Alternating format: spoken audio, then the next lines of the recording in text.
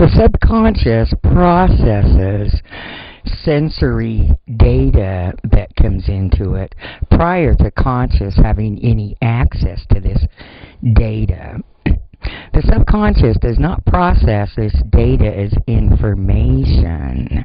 It processes it through different data compression modes that are automatically there in the subconscious, and we all have these data compression modes and programs for our different sensory datas. This data is processed through correspondence with other data already in the subconscious. The subconscious compares this data for similarities and for differences. And regarding the differences, the subconscious actually has a process of taking this data that's different from other data in the subconscious and finding ways to make this data unify with different data that's in the subconscious. It does this through what's known as metaprograms. We all have major and minor metaprograms. An example of a metaprogram for the sense of sight is that the subconscious will actually delete any data from the sense of sight as part of this process by differences. So when data comes in from the sense of sight to the subconscious, when data comes in to the subconscious, it's automatically deleted for the sense of sight when it's different than other data already processed in the subconscious. It's a process of repetition of the different data for the sense of sight that happens before the subconscious will recognize that data as similar. And when that data becomes similar to the other sight data in the subconscious will begin to process that and put it into the programs that are similar. This is one of the reasons that it's more difficult on a conscious level for most of us to just naturally notice any kind of sight sensory data that might be different.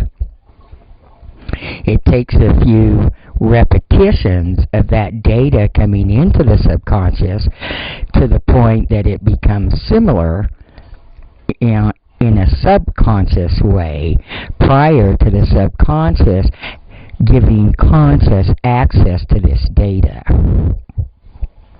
An example of this process for the sense of sound is that when the sensory data from the sense of sound comes into the subconscious will automatically delete the sound sensory data whenever it becomes similar, and it doesn't process it and bring it up naturally for conscious's access once it becomes similar. This is one of the reasons that regarding sound, you can be in an environment where there's a different sound going on all the time, whether it's a ticking of a clock or traffic passing by all the time or a train passing by. And at first, this sensory data is automatically available for conscious to have access to. Once this sound data becomes similar, it's not automatically available for conscious access because the subconscious program for one of the programs for dealing with sound data on a subconscious level is to delete sound when it becomes the same. This is also one of the reasons that when we talk with another human being, others listening to us will say, you guys were saying the same thing, and yet we won't hear it because the subconscious deletes sameness. This does not mean that there is no conscious access and that we have to argue or that we can't continue to hear the train or the ticking of a clock or any other sounds that are the same.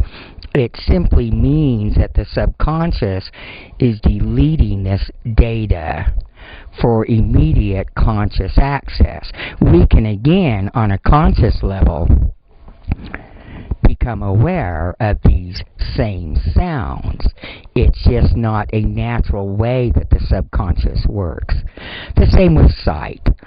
Just because the subconscious is deleting visions that come in, things that we see for the sense of sight based on different, doesn't mean that we can't immediately notice something different in our environment.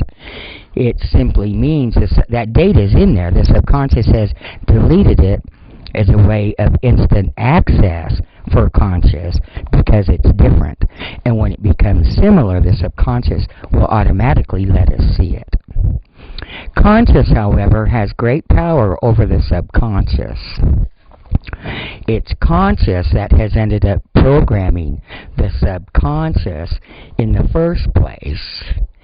It's the way that we perceive the information of the sensory data on a conscious level, the way we judge the information of the data on a conscious level, and the things that we decide about the information from the data on a conscious level that subconscious also then responds to and takes us literally and will program our conscious thoughts regarding the different sensory information conscious has received from the subconscious data. And those become the guidelines for our programs in the subconscious. We all have a lot of subconscious programs, things we just automatically do, whether it is our speech, the words we use, our voice inflection, the way that we speak these words, the words that we use and the meaning to us regarding these words, the words that we may hear and our automatic responses to these words. These programs of automatic response and speaking and gesturing and are even to the point of our beliefs that we have regarding our reality, regarding our past, our present, regarding our future, are a result of our conscious response of the information received from the subconscious data. Conscious can override the subconscious, and I believe that we've all experienced this as well, where we'll get an automatic subconscious response of fear or anxiety or joy or whatever the automatic response to a part of our life may be, and yet consciously we can change our thought or have a different thought and say, well, there's no reason to feel anxious about this. There's no reason to feel hurt or sad or angry about this. And then conscious can go ahead and take the data from subconscious and process it from a completely different perspective. Still, as long as we're processing the data from the subconscious, which comes to conscious as information, with the same conscious perspective, the programs won't change. in the subconscious. And regarding changing our old programs, there's some things that are important to know. Our programs come through this process between conscious and subconscious interactions, and there are some very clear guidelines about the things conscious and subconscious does with the data and the information. The significance is that the programs that we already have don't change. You've heard it said, for example, that once an addict, always an addict. Once we have that subconscious program of whatever kind of addiction, that program remains. The wonderful aspect of this is that we can create new programs regarding our addiction.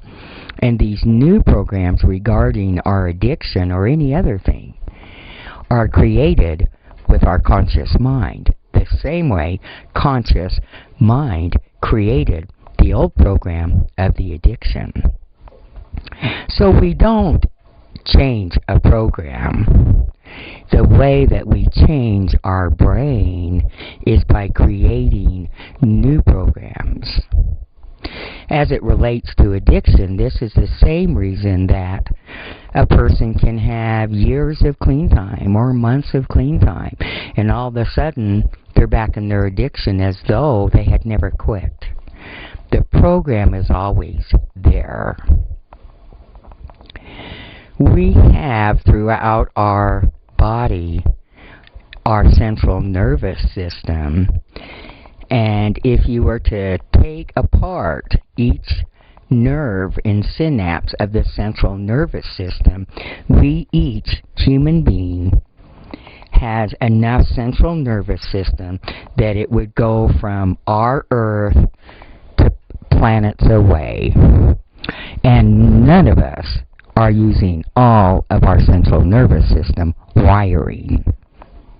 Still, these programs are connected and operated through our central nervous system wiring. So fortunately, we all have plenty of wiring to be able to create new programs simply by changing our conscious thoughts.